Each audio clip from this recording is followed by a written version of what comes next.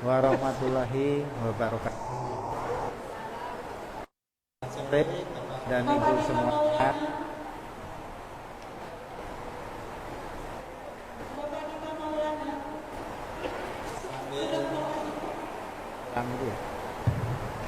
Sambil menunggu buka puasa, tinggal macam lagi kami dari tim hemodialisa Rumah Sakit Mitra Kasih mau sedikit mengisi waktu dengan memberikan pengetahuan mengenai penyakit ginjal.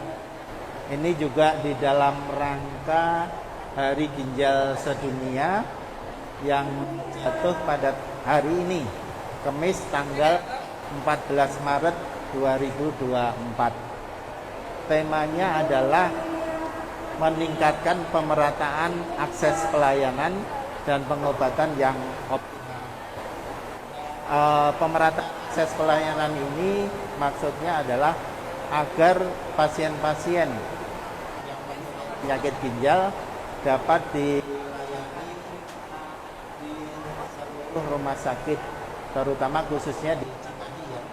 Termasuk salah satunya di Rumah Sakit Mitra Kasih. Unit hemodialisa Rumah Sakit Mitra Kasih sendiri mempunyai 21 mesin cuci darah.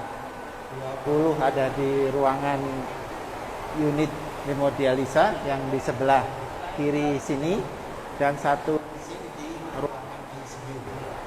Ini unit hemodialisa Rumah Sakit Mitra Kasih. Nah, untuk kesempatan sore ini kami dari tim hemodialisa ingin sedikit menyampaikan materi mengenai bagaimana kita harus menyayangi ginjal kita. Kenapa kita harus menyayangi ginjal kita?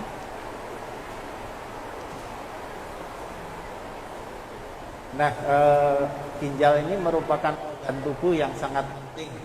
Walaupun ukurannya tidak terlalu besar, panjangnya sekitar 11 sampai 12 cm, kemudian beratnya sekitar 120 sampai 170 gram, tetapi fungsinya sangat penting.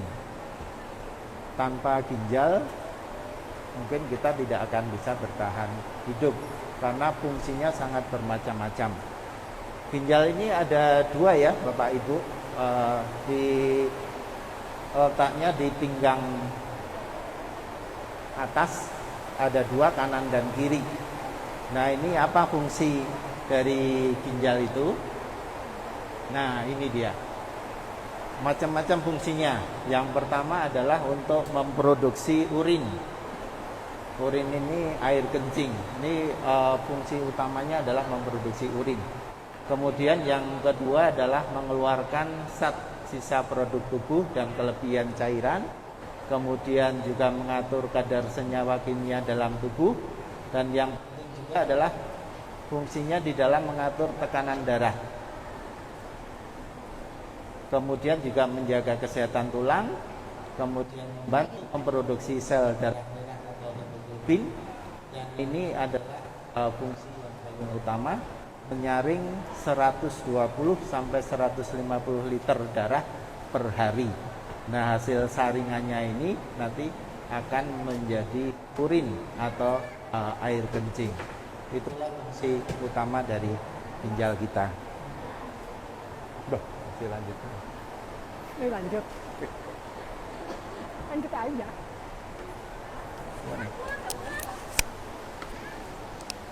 Nah, ini adalah penyakit ginjal.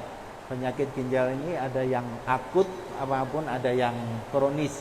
Penyakit ginjal adalah kelainan yang organ ginjal yang timbul akibat berbagai faktor. Bisa karena infeksi, bisa karena tumor, kelainan bawaan, penyakit metabolik atau penurunan fungsi ginjal dan lain-lain. Kemudian kalau penyakit ginjal kronis ini biasanya timbulnya perlahan-lahan dan sifatnya menaun. Nah, inilah yang kadang-kadang tidak kita rasakan penyakit ginjal kronis ini, sehingga setiap saat kita sangat perlu untuk mengontrol fungsi ginjal kita. Ya, sampaikan ya. Mungkin itu ya Pak yang saya sampaikan. Nanti selanjutnya masih akan disambung oleh Dr. Erika untuk bisa lebih detail lagi. Ya, silakan Dokter. Terima kasih dokter. Maaf Bapak Ibu semua, Dokter Antonnya kebetulan ada kepentingan yang lebih penting. Intinya saya lanjut ya.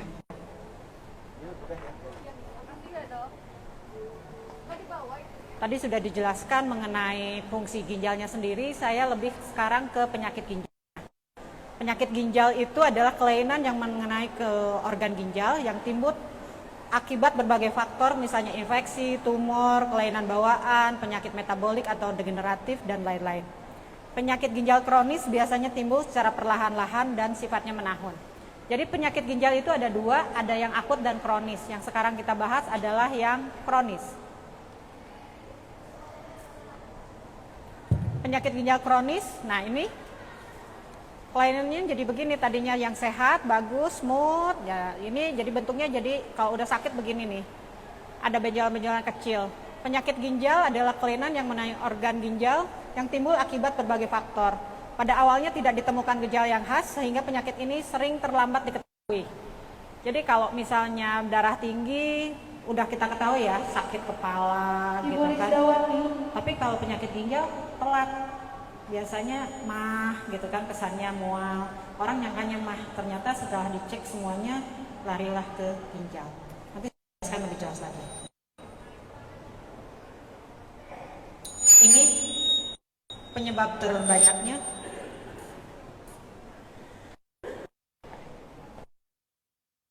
Penyebab terbanyaknya ini hipertensi, diabetes mellitus atau kencing manis, kelainan bawaan, penyumbatan saluran kemih, asam urat, penyakit lupus, dan lain-lain.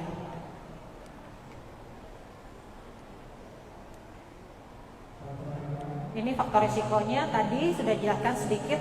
Jadi faktor risikonya bisa ada yang bisa dimodifikasi, ada yang tidak bisa dimodifikasi. Kalau yang bisa dimodifikasi riwayat keluarga, penyakit ginjal, kalau yang tidak dapat dimodifikasi adalah riwayat keluarga, penyakit ginjal, kelahiran prematur, usia, trauma, serta jenis penyakit tertentu seperti lupus dan anemia. Kemudian kalau yang dapat dimodifikasi biasanya dari tadi yang hipertensi, kencing manis, konsumsi obat, kemudian narkoba, dan radang ginjal. Gimana caranya untuk mengecek kita apakah kita untuk sakit ginjal? Nah ini kita harus tahu awalnya punya hipertensi enggak, punya kencing manis enggak, adakah riwayat keluarga yang punya sakit ginjal, kemudian adakah berat badan kita yang berlebih, apakah ngerokok, usia kita berapa, kemudian ini kalau rasnya yang terbanyak memang Asia, Afrika, dan orang aborigin. Apa aja yang menjadi tanda gejala penyakit ginjal? Biasanya awalnya tekanan darah tinggi. Di Indonesia secara penelitian ternyata hipertensi merupakan nomor 1 penyebab penyakit gagal ginjal. Kalau di luar negeri biasanya kencing manis, kalau di Indonesia ternyata hipertensi. Ada hilang nafsu makan, perubahan frekuensi dalam jumlah buang air kecil dalam sehari, ada darah dalam kencing, kemudian lemah saat tidur, lemah serta sulit tidur, kemudian bengkak terutama di kaki, pergelangan kaki, dan kelopak mata terutama di pagi hari. Jadi saat bangun tidur, kenapa ya saya kelihatan gemuk gitu kan, atau kaki saya kok bengkak-bengkak gitu. Itu harus coba dicek ya. Kemudian sesak napas, tidak dapat konsentrasi, mual, muntah, sakit kepala, dan gatal-gatal. Mengasah sebutkan di sini sakit pinggang nggak ada ya Bapak Ibu ya. Jadi lebih ini kok kayak mual, saya sakitnya sering mual, muntah, gatel gitu. Biasanya keluhannya awalnya itu, lama-lama bengkak gitu. Walaupun memang tidak ada darah tinggi misalnya, tapi tiba-tiba kencingnya kok ada merah ya gitu. Nah itu harus mulai curiga.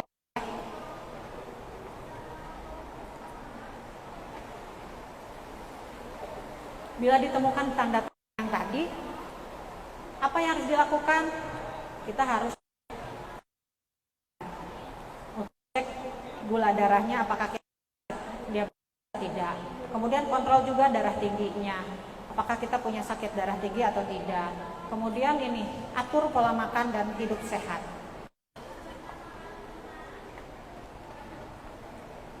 Jadi diceknya gimana nih caranya? Ya, ini nih, dilakukan pemeriksaan fungsi ginjal itu dalam minimal 1 tahun sekali, kalau bisa per 6 bulan sekali. Yang diperiksa apa aja? Pemeriksaan darahnya dengan melihat kadar, kalau kita di lab nanti bilangnya adalah kadar kreatinin, ureum, sama laju filtrasi glomerulus. Jadi kita harus cek nilainya masih sesuai atau tidak. Kemudian ini pemeriksaan yang paling gampang adalah kalau misalnya, dok saya kalau ke jauh bisa nggak di puskesmas? Ya, minta di puskesmas atau klinik atau PPK 1-nya yang ada labnya ini minimal periksa yang nya tinggi, nanti bisa dari nanti dokternya menentukan bisa di kliniknya atau boleh dirujuk ke rumah sakit.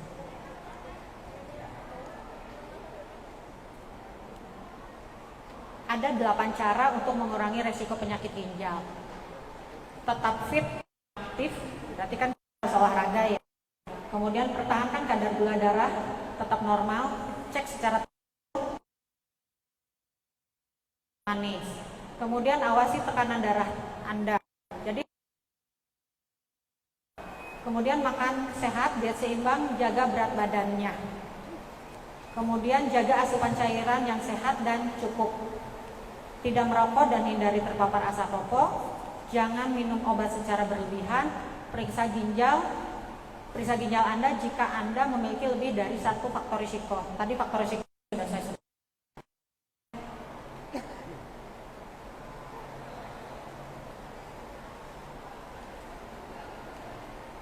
Caranya gimana tadi yang minum sehat? Minum minimal 8 sampai 10 gelas per hari. Gelasnya yang sebesar apa, dok? Itu kan pertanyaan. Kalau kita ada gelas kemasan, itu kan kurang lebih 180 sampai 200. Berarti 10 kali itu. Gampang siapkan botol yang besar 1,5 liter, itu habis untuk 1 orang sehari. Itu paling gampang. Ingat,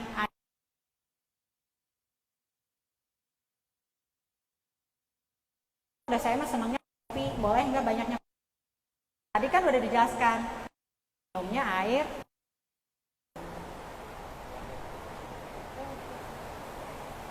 Kenapa air putih?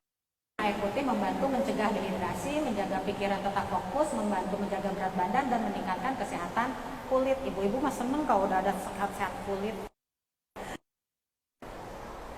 Karena gini, kalau kita minumnya cukup, berarti tidak dehidrasi, jadinya kulitnya juga bagus, ya nggak kering, nggak keriput, gitu kan. Akhirnya kenapa? Kalau kita minum cukup, makan juga jadinya terjaga, nggak lapar, karena udah keisi cairan, pikiran tetap fokus. Kenapa? Darah akhirnya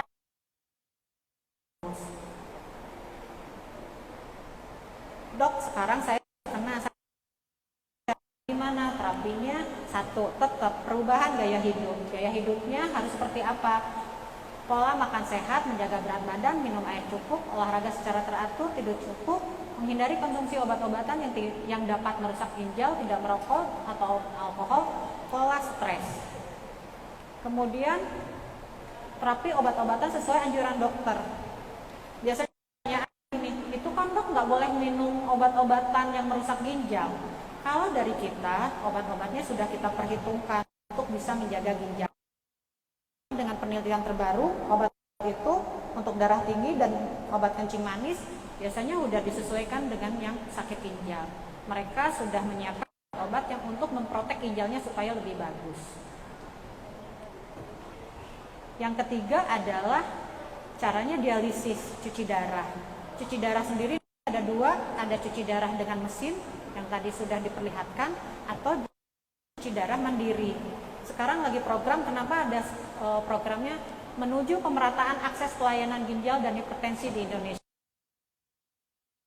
Jadi semua orang yang tinggalnya jauh bisa mengakses pelayanan cuci darah dengan cara cuci darah melalui dengan CAPD kalau kita bilangnya. Jadi cuci darah mandiri. Semuanya dilakukan sendiri, konsultasi sebulan sekali ke rumah sakit untuk mendapatkan pemeriksaan dan cairan bawa ke rumah. Habis itu cuci darahnya sendiri di rumah. Tapi dengan pemantauan kita, nanti pasiennya boleh mengakses atau kita kasih nomor supaya dapat berhubungan langsung. Tanya apa masalahnya yang di rumah. Kemudian yang terbaik sebetulnya transplantasi ginjal. Cuma ini kan biayanya mahal. Bukan hanya mahal, kita pun mencari orang donor dan proses menuju ke sini tetap kita pakai ini dulu untuk dipersiapkan menuju transplantasi ginjal. Esther.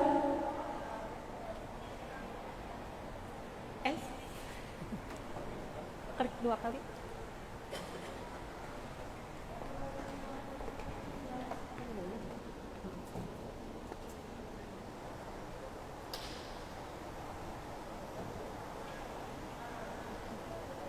Ini Bapak Ibu bisa saksikan bagaimana proses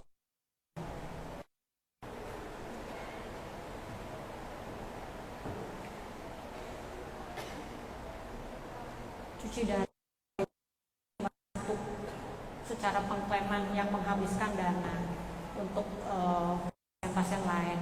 Jadi kita gimana caranya menekan itu? Jadi pasien atau masyarakat harus bisa menjaga dirinya untuk supaya tidak jatuh ke cuci darah.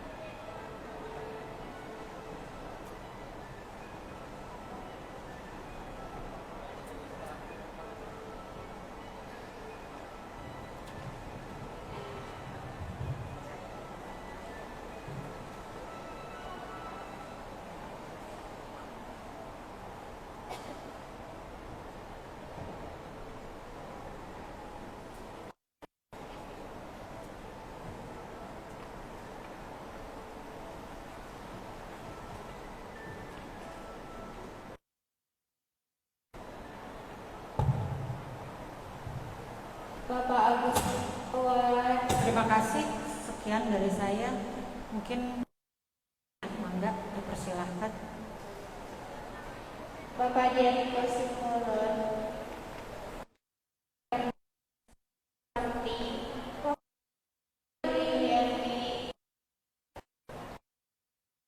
Nama dan Mas saya berangkat.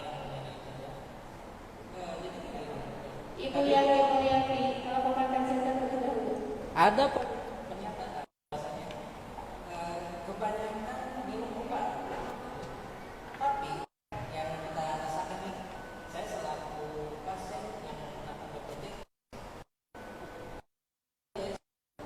hanya obatnya, maksud saya, maksud dia mati, datang diperiksa penantas, keluar ke obat, keluar ke Indonesia Asli. itu yang pertama.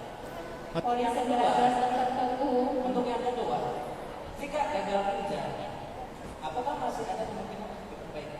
Terima kasih. Bapak Muhammad Jamur. terima kasih.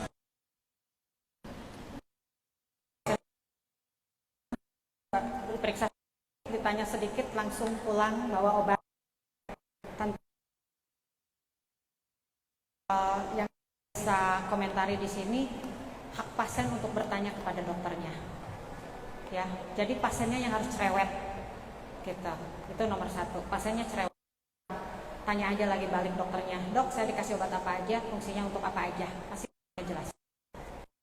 Ada beberapa memang yang dokternya sebelum pasiennya pulang dijelaskan, macam ya Pak ya, tidak semuanya seperti itu. Sekarang pertanyaan yang kedua, pertanyaannya adalah apa bisa obatin, maksudnya gitu, ya. Tadi saya sudah jelaskan, sakit ginjal itu ada yang kronis yang saya jelaskan. Satu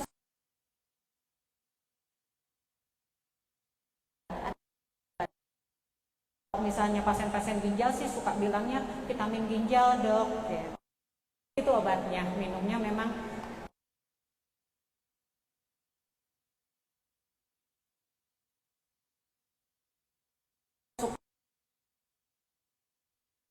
bagus. Saat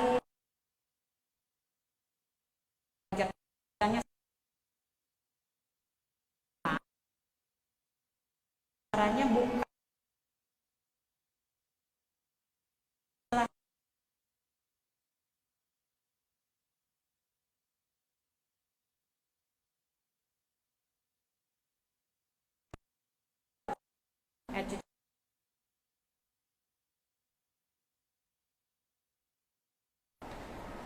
ada lagi yang mau bertanya?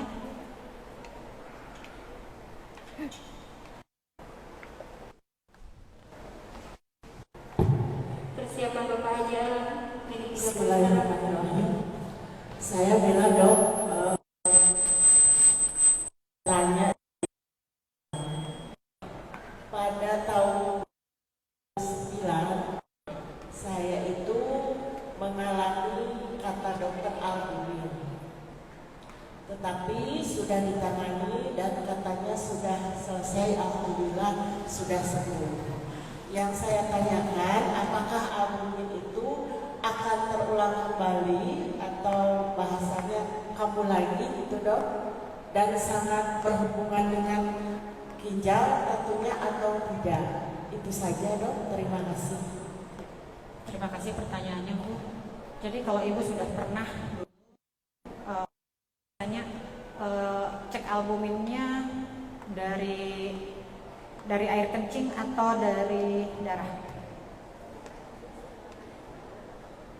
Dari air seni sama darah juga. Ya.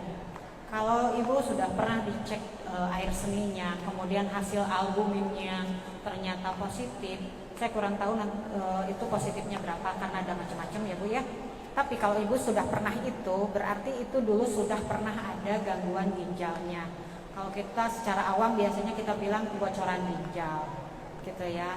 Dan alhamdulillah sudah diperbaiki, alhamdulillah sudah membaik. Terus Ibu bertanya, apakah bisa jalan ginjal? Bisa.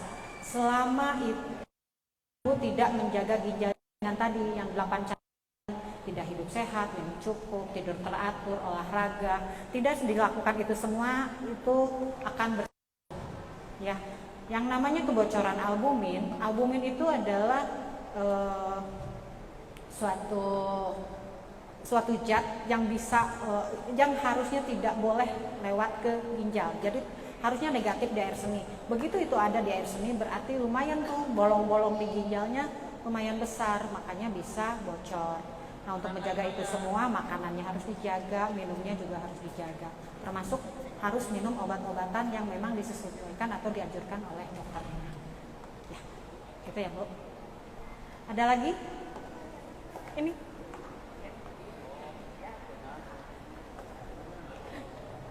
Saya mau bertanya dok ya, kata dokter kebanyakan makan obat itu kurang baik ya buat ginjal ya dok ya. Ya. Saya itu yang rutin mengkonsumsi obat herbal. Menurut dokter gimana itu dok? Kayak obat herbal, obat tahu sauda gitu. Itu aja dok. Ya. Sebetulnya gini Pak, yang dimaksud kebanyakan minum obat itu adalah obat-obat yang tidak terkontrol oleh kita. Jadi artinya biasanya pasien kalau misalnya sakit lebih ke nyeri ya. Dengan gampangnya minum obat dari warung, jebret 1 tablet nggak mempan, tambah lagi 2 tablet, tambah lagi 3 tablet. Padahal aturan baiknya itu kan misalnya cuma 3 kali 1 gitu. Tapi pasien minumnya udah nggak berasa, ya udah aja saya minum 2 tablet dok sekali minum gitu. Kemudian kebiasaan minum antibiotik yang tidak sesuai. Dok udah enakan, jadi saya nggak lanjutkan antibiotiknya gitu. Itu yang akan merusak gitu ya Pak ya. Kalau misalnya dok saya di sama dokter aja tensi sama jantungnya udah 7 macem, nggak kebanyakan. Sebetulnya dengan minum obat hipertensi itu yang akan memprotek ginjal kita Pak gitu. Karena ada satu efek nomor satunya obat-obat hipertensi itu adalah menjaga tensi kita. Tetapi efek yang lainnya adalah memprotek ginjalnya supaya pembuluh darah di dalam ginjalnya lebih bagus gitu ya. Untuk obat-obat herbal kalau dari kita, karena kita penelitiannya belum ada ya Pak ya, belum maksimal, jadi kita tidak menyarankan gitu. Kecuali memang obat-obat herbal yang sudah ada penelitiannya, biasanya kita pakai juga sih Pak gitu. Tapi selama obat itu tidak ada penelitiannya, ya kita tidak bisa sarankan gitu aja Pak. Apapun ya, bukan hanya habatus sauda aja. Apapun kalau tidak ada penelitiannya buat kita jadinya sulit memberikan untuk pasien gitu. Ya.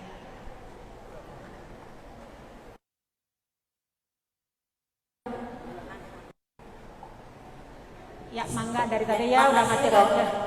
Ini dok, saya kan nama saya Ibu Yuyun. Ya udah umur udah 72. Nah setelah umur segini saya sering buang air kecil tiap malam, kalau siang jarang. Terus saya tuh banyak minum obat. Nah, jadi nggak ada efek ke ginjal itu, banyak minum obat-obatan gitu. Tapi itu dari puskesmas gitu. Ya, obatnya walaupun dari puskesmas kan sama aja ya Bu ya. Gitu. Tapi setelah saya pesan di YouTube ada yang dari akar-akaran itu, saya minum lagi itu. Nah itu gimana jadinya? Jadi pelit gitu kata saya teh. Jadi bagusnya gimana dok? Makasih gitu. Tadi kan sebetulnya udah saya jelaskan Bu ya. Jadi selama obat itu yang diberikan oleh kita sebagai tenaga medis, atau kalau di puskesmas kan tidak semua dokter ya. Tapi saya yakin kalau Cimahi sih biasanya dokternya yang ngasih ya, bukan nakesnya gitu kan, bukan perawatnya, tapi dokternya langsung. Itu masih aman Bu gitu. Walaupun itu dari puskesmas, itu aman.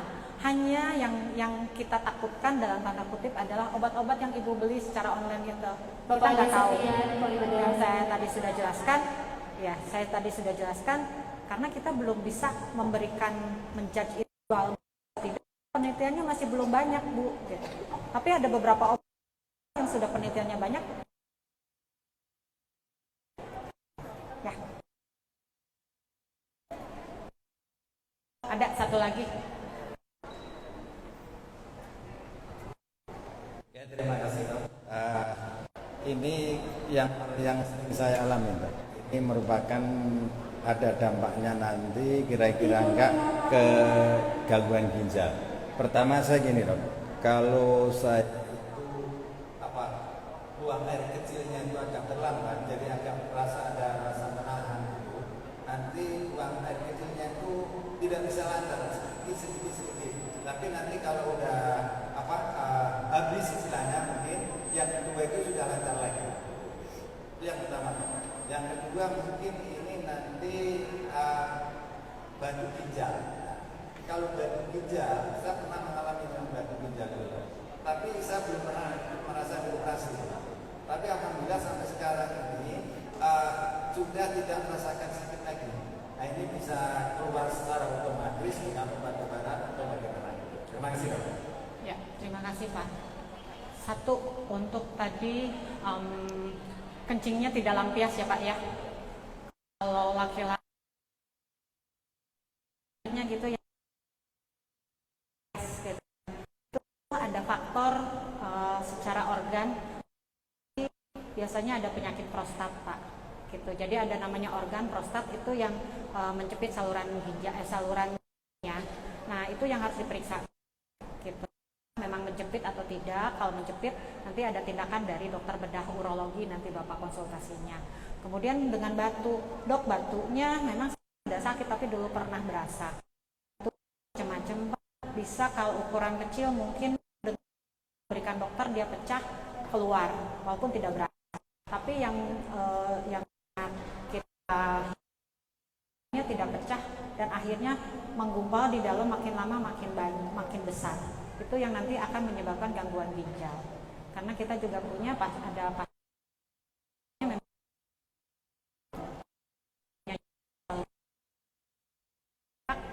lama-lama tidak berfungsi ginjalnya, ini jatuh ke cuci darah.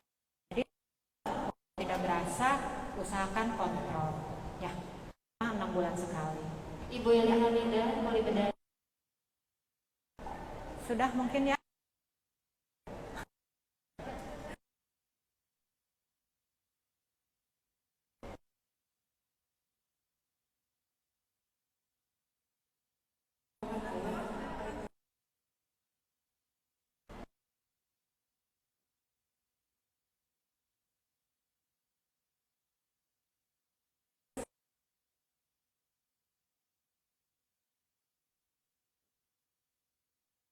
Terima kasih.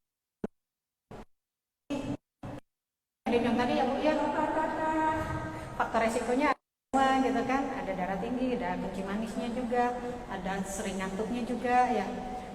Jadi gini Bu, yang Ibu lakukan adalah tadi kontrol obatnya secara teratur. Dengan begitu kita supaya tidak timbul gagal ginjal yang lebih cepat.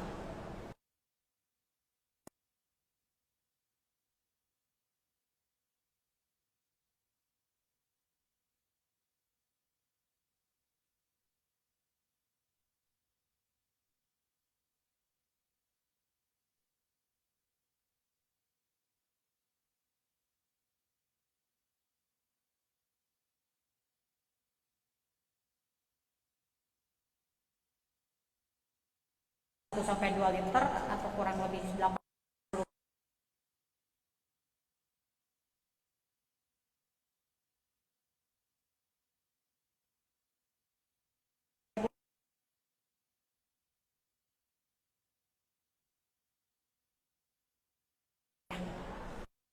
Terima kasih Bapak Ibu semua. Mungkin pertemuan ini saya tutup saja. Bulan depan mudah-mudahan kita bisa bertemu lagi dengan tema yang lain. Untuk penasaran boleh konsultasi untuk masalah ginjal itu ke bedah urologi dan ke penyakit dalam. Terima kasih. Wassalamualaikum warahmatullahi wabarakatuh.